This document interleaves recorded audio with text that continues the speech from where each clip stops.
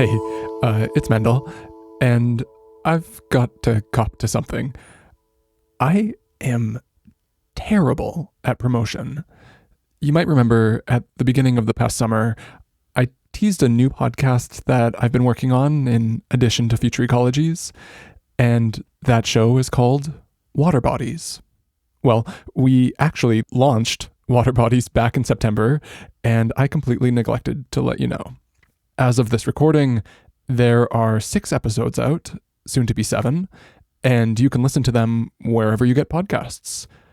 But you can also watch them, because it's a video podcast that happens to be recorded on a boat. It's a pretty different show than what you're used to here on Future Ecologies, but I think you'll still find it interesting and insightful. It's focused on this body of water we have here in Vancouver called False Creek. But more generally, it's about how we can transform our urban spaces into thriving, biodiverse celebrations of living nature for everybody's benefit. If you live in a city on a coast and you dream of swimming in clean waters, tidepooling along the shore, and seeing all kinds of sea life right next to downtown, this show is for you. So far on Water Bodies, we've discussed the interplay of environmental and human health, frameworks for Indigenous protected and conserved areas, environmental rights and personhood, marine biodiversity and citizen science, and urban planning in the face of rising sea levels. And there's so much more to come. Just search for Water Bodies, one word, wherever you get podcasts, or head to falsecreekfriends.org to learn more. It goes without saying, there's a link in the show notes.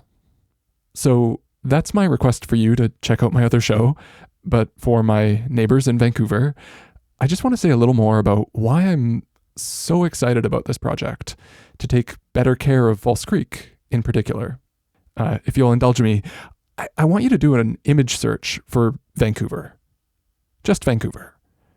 What I expect you'll find is that more than 2/3 of the pictures you get back are basically just of False Creek.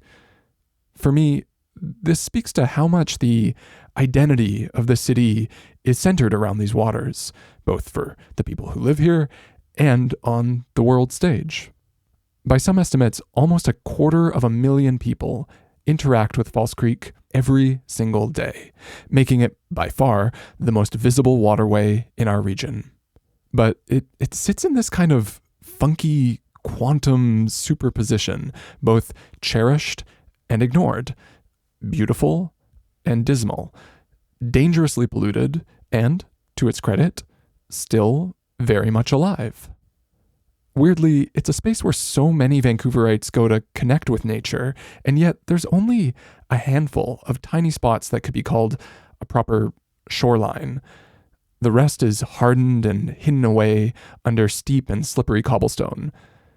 Not only does that, frankly just suck from an aesthetic perspective, it's also not doing us any favors under the inescapable realities of climate change and sea level rise.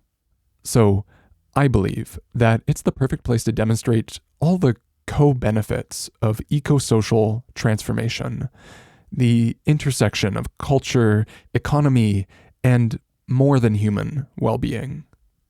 False Creek is the beating heart of downtown and our gateway to the Salish Sea.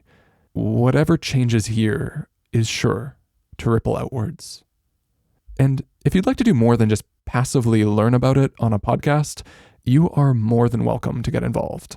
There's a lot going on, and we would love to have your help.